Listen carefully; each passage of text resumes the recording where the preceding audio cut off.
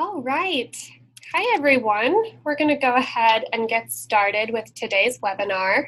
I will be talking today about the SSAT writing sample and how it affects admissions decisions. My name is Erin. I'm the Education Program Manager here at Test Innovators, and we're really happy that you've joined us today. So this webinar will be recorded. Throughout the webinar, you can feel free to type in questions into the Q&A, and then at the end, I'll answer the questions, and we'll also review all of your questions after the webinar, respond to everyone who wrote in. I know that we have several different kinds of people here, some students, parents, and families. Some of you may work with schools we work with. Some of you may be administrators at schools, some tutors, etc. So again, if you have any questions that are specific to your situation that we don't get to, please don't hesitate to contact us after the webinar is over. All right, let's go ahead and get started here. First, I'm going to give you just a little bit of background about Test Innovators if you're not familiar with us already. We are the leading test prep platform for the ICE and SSAT. We've helped over 55,000 students get into the most selective schools across the world. These are a few of the schools that students who've used our platform have been admitted to. We at Test Innovators have spent years helping students with test prep, and based on that experience, we've figured out that standardized test taking is a skill you can master. The SSAT is very different from other types of tests that you might take. So like all skills with standardized test taking, you need to be able to learn, and in order to learn, you just practice in order to improve. We're also committed to technology as a form of test prep. So advances in technology make it far easier to prepare for the SSAT. Our platform allows you to quickly identify your strengths and weaknesses, and then provides the best tools to prepare both efficiently and effectively. So these two tenets form the foundation of the tools and the resources we've developed, and they also inform the SSAT strategies, which I'll be sharing with you in today's webinar. All right, so over the years, I just want to give you a little bit of background of kind of where our strategies and where our approach to the writing sample comes from. So over the years, we've developed some key strategies for success. They've come from working with admissions departments, feedback from students and our network of tutors. So for example, I work as a tutor with multiple students and classes per year, so I get feedback from them as well. And we also have data collected in our system from the students who have used our system that we use in order to inform our strategies. All right, so with that, let's talk about SSAT writing sample preparation. So what I'm going to do today, first is walk you through an overview of the SSAT writing sample and why it's so important to admissions decisions. And we'll talk about kind of every level of the writing sample to help out each of you, no matter what your student or what your level of the test is. Then we'll talk about some strategies for success on the writing section. Okay, so let's get started. The writing sample of the SSAT gives two possible writing prompts. Depending on the test level, these can either be creative writing, so a short story, and we'll get into this more later, or a personal essay. Students have 25 minutes to choose a prompt and then write their response to the prompt. Now, we'll get into this later too, but for elementary level, it's going to be 15 minutes to write. So the writing sample of the SSAT gives a writing prompt. It's the first section of the test before all the multiple choice questions, and it's the only ungraded section of the test. So it's not scored, but as we'll get to in a minute, it is highly important. And it's what they'll do first before they jump into all the multiple choice. It will be handwritten on 2 additional pages that the student will be given, and then there will be scratch paper provided as well. The scratch paper will just be thrown out afterwards, so no need to make that outline nice and neat. It's just notes for the student themselves. All right. Now, a copy of the writing sample is sent to the schools along with the test scores and read very carefully by the admissions committees. So even though the writing sample is unscored, it's still highly important. Admissions departments use the SSAT writing sample as an indicator not only of the student's writing ability, but also of how well the student might fit into the school community, both academically and socially.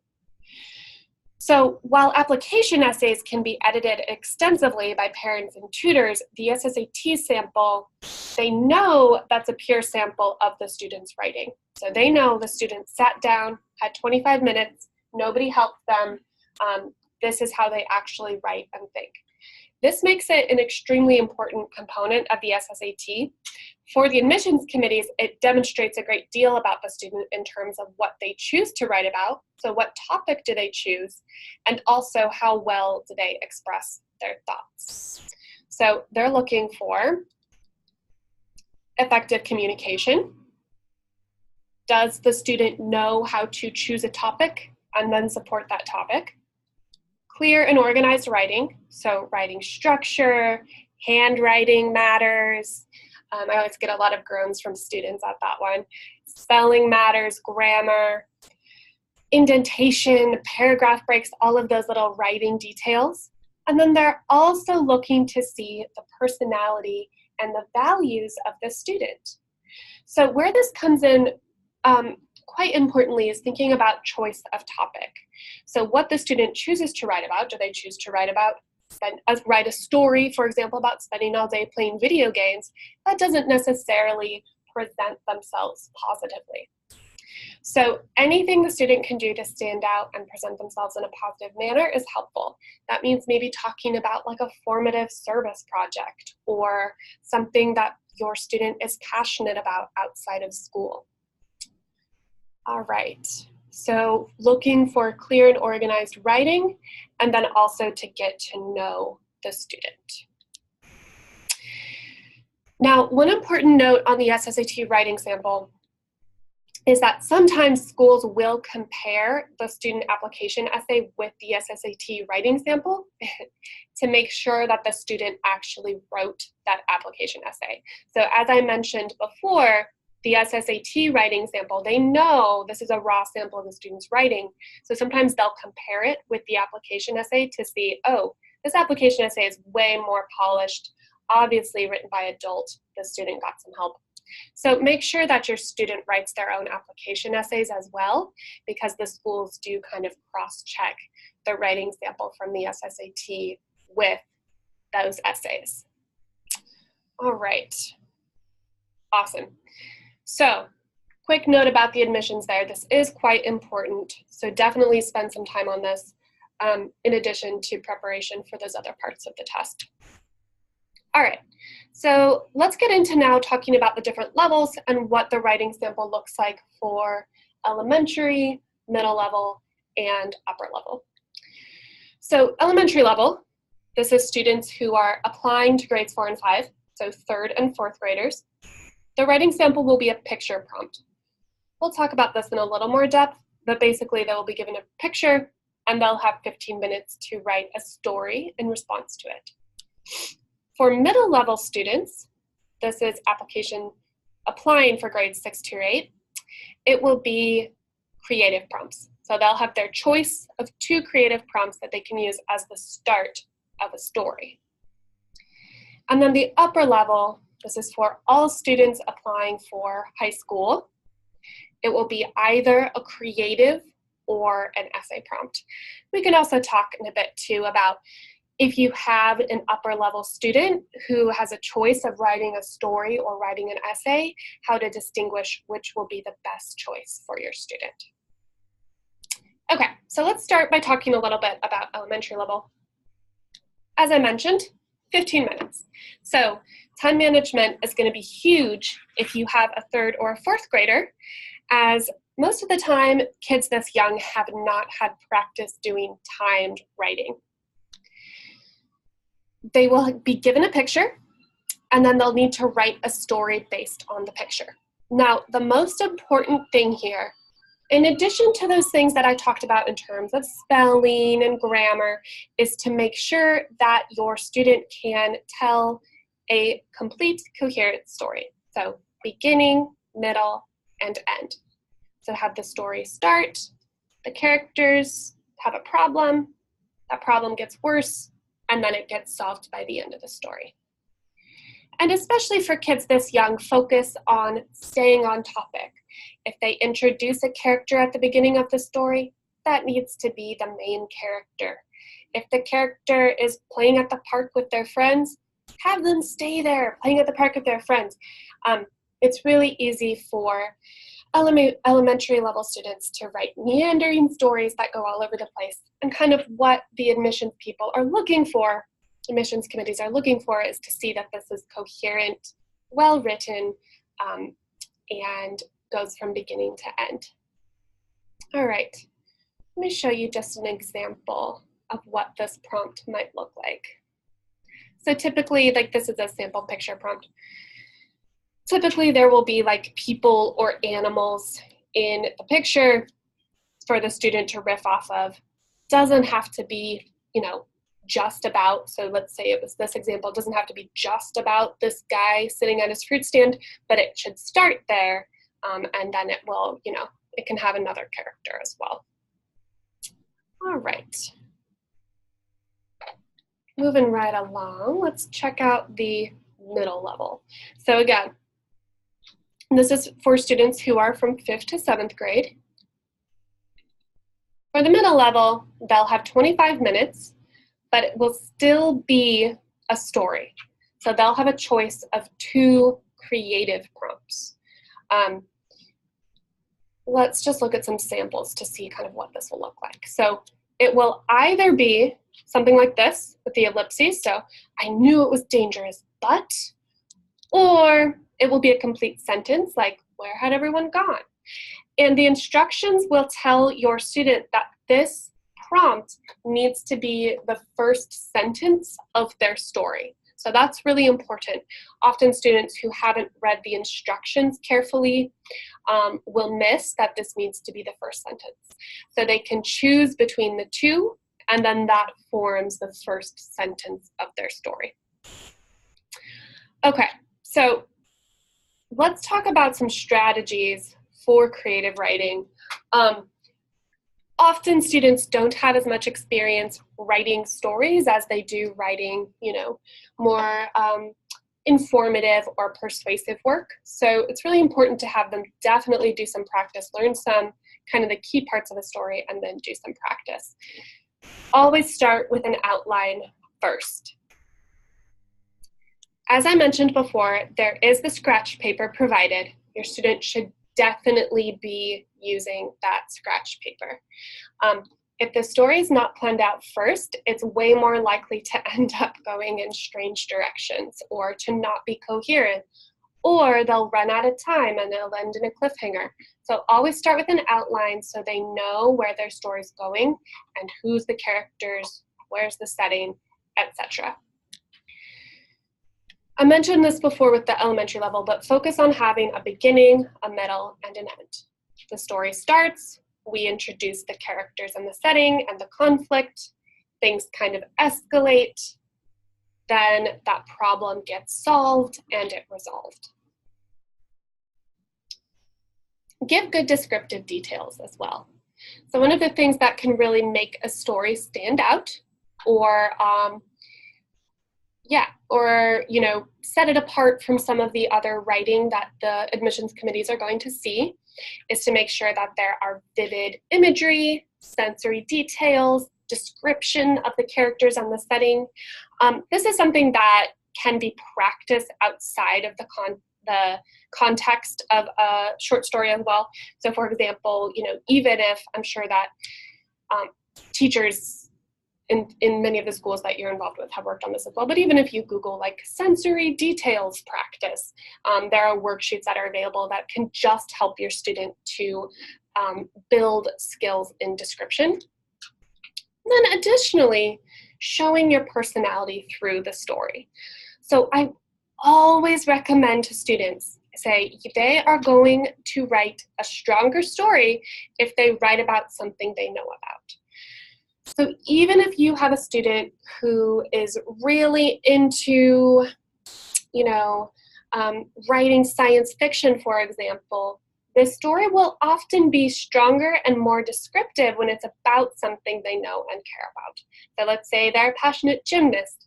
Maybe write a story that's focused around the world of gymnastics. Or maybe they're really into reading about a certain historical era. They know everything about it. Write a story that's set in that historical era. So focusing on writing about something that they know about, because that's going to make the story come alive. They'll have way more details to add when it's a setting and a plot line that they're familiar with. And then finally, definitely take some time at the end of the story to edit it. This can be as simple as adding in some descriptive details and fixing some spelling errors, or looking back and making sure that the tenses are all the same. That's something that can happen a lot with creative writing, is that the story will switch between past and present. So make sure those tenses are the same, that kind of thing. All right, and let's look a little more in depth about how to structure a short story. So I mentioned this beginning, middle, and end.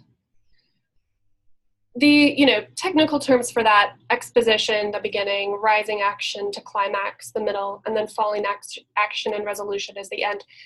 Don't necessarily need to teach those words to your child if they haven't learned it yet.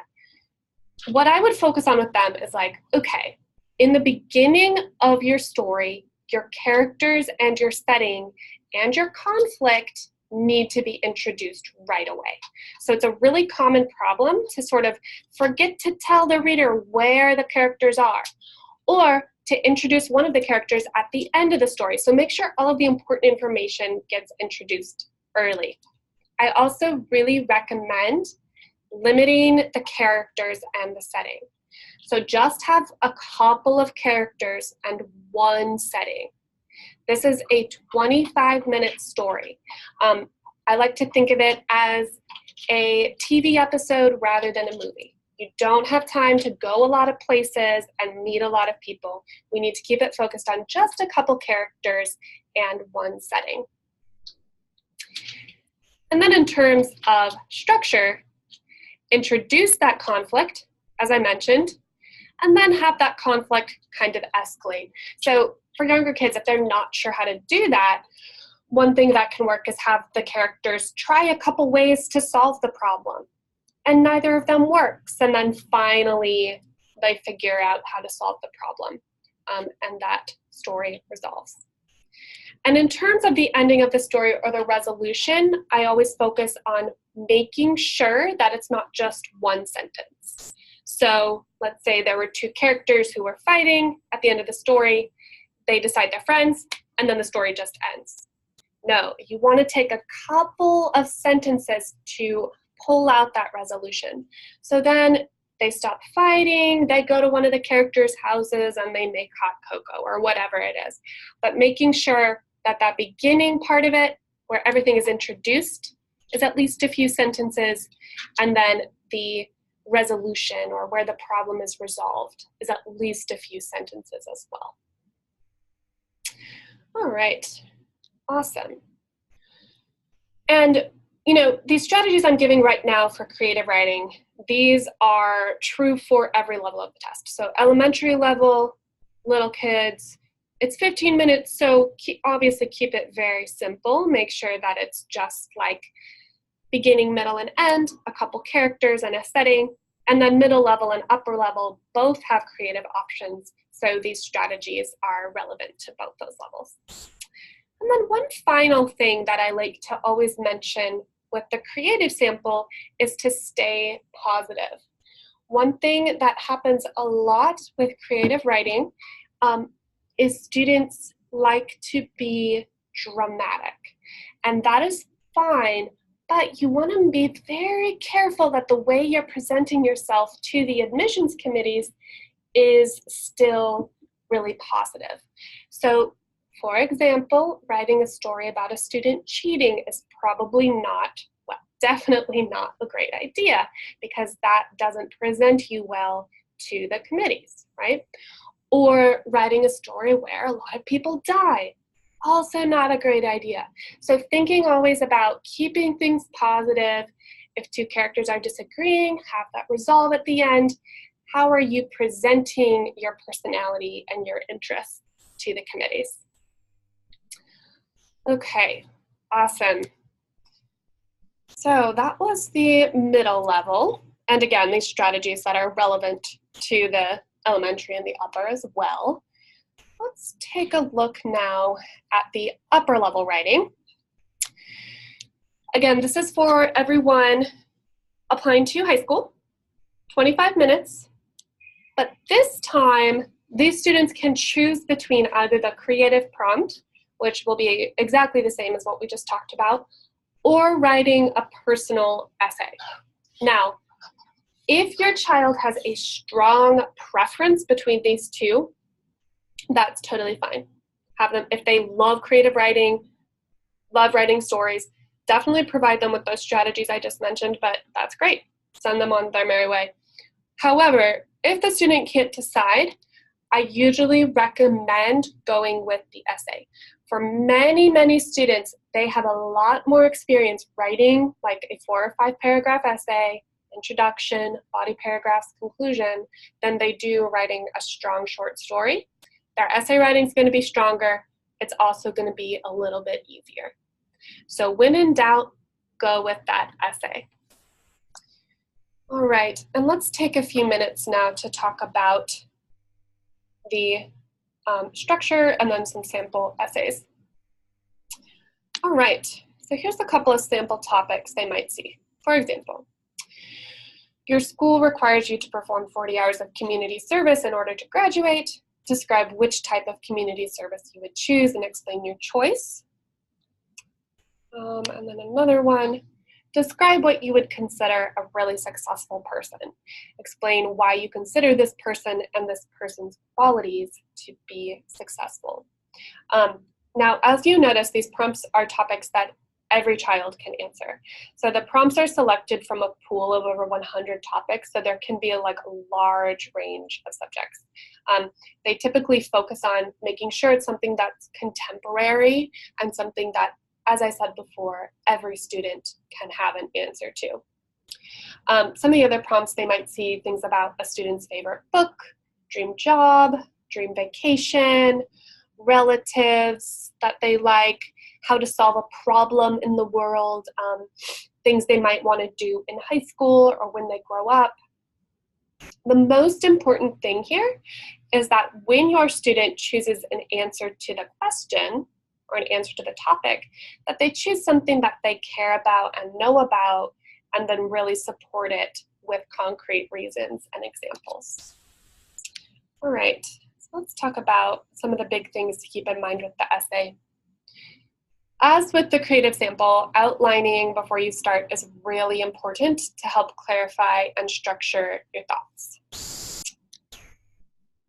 Decide on that main point during the planning time while outlining, and then make sure, double check that your topic answers the given essay prompt. Time and again, students will have an idea of something they want to write about, and they end up going off topic. So make sure that you answer that prompt.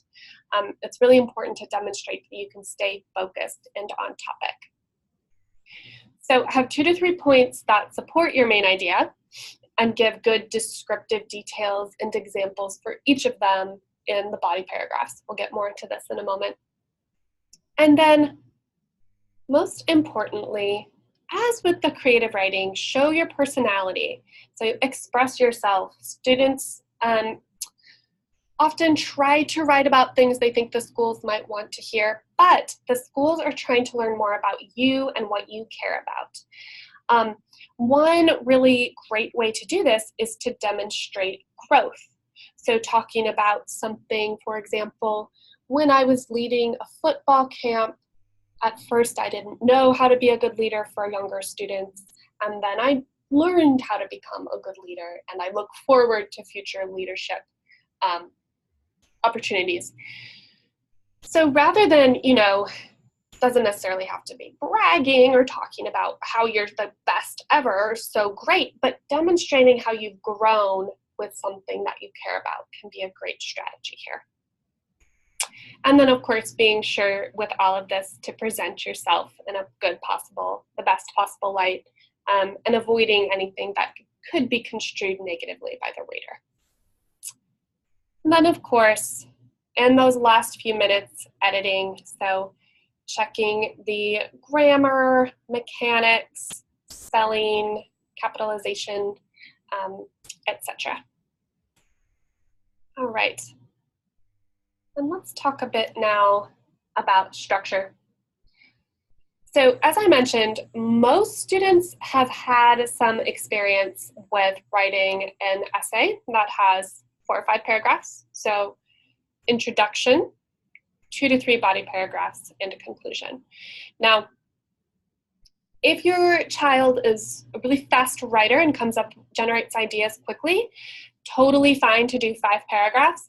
For many students, 4 paragraphs is going to be better. So that means their main point and then 2 supporting points rather than 3. Each of those supporting points becomes one of the body paragraphs with some solid examples to support each of those. So for example, if I could take a vacation anywhere for this summer, it would be Hawaii. That's the main point. Supporting point 1, I want to go to Hawaii because my grandparents live there and it's important for me to spend time with them. Some great examples of what the student did with their grandparents last time they were in Hawaii. And then supporting point 2, I also want to visit there because I love going scuba diving and I love sea animals. And then some examples of how the student got interested in sea animals and what kinds of animals they're excited to see, for example. So making sure that you introduce your main point in the introduction, and then have body paragraph 1, body paragraph 2, body paragraph 3, and then wrap everything up in the conclusion. All right, there's a structure for the personal essay. Again, very similar to what many students do in school, the biggest difference is that rather than supporting their main point with information or facts, they're supporting it with examples and reasons from their own life. So focusing on what experiences of mine are supporting my main point or make this important to me. All right. Okay, and then the last thing I want to talk about is time management. We have discussed how it's important to take some time planning and outlining, so I just want to give you a little bit of some pointers on how that can start to break down. So for that planning section of the time, which again for the writing is kind of generating conflict and the problem and the resolution, the characters and the setting, and kind of planning out the plot. For the essay, this is coming up with the main idea, supporting ideas and examples. This can be like 3 minutes. So basically, by the end of the planning time, the student should know everything that they're going to write about, but it's okay for that to just be notes. They just need to have some notes written down and then have a good mental map of what they're going to write. Then the writing, about 20 minutes. So this is the bulk of your time.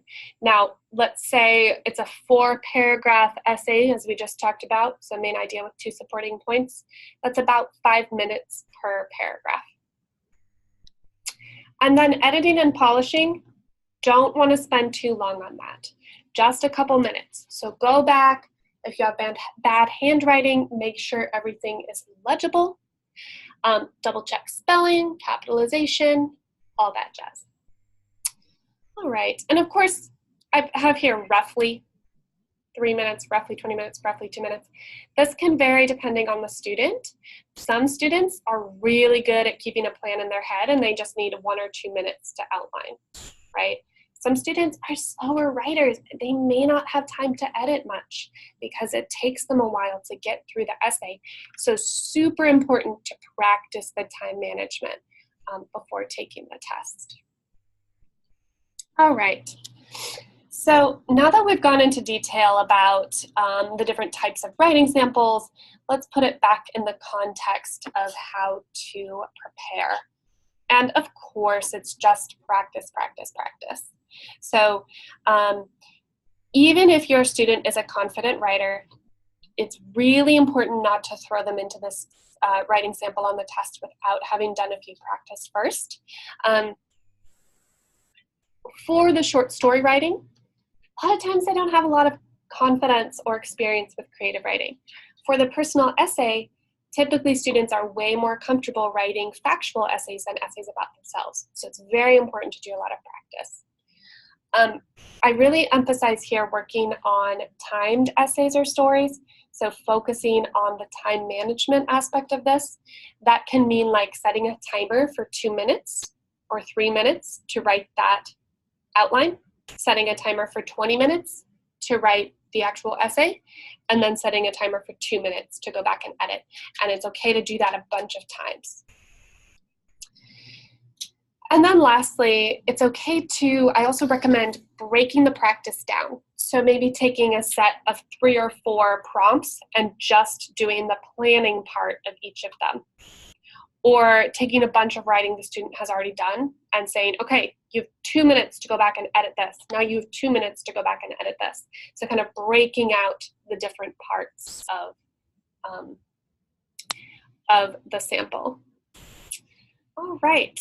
And lastly, as I mentioned at the beginning of the webinar, whether you're a parent or a student or an administrator or a tutor or anyone else, if you have any questions that are specific to your situation or things that I didn't cover today, please contact us after the webinar.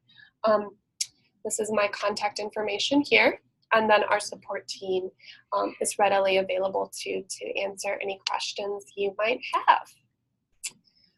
All right, so with that, that wraps up what I wanted to present to all of you. I don't see any open questions. So unless anything comes in the next couple of seconds here, we'll go ahead and wrap it up. Give it a moment.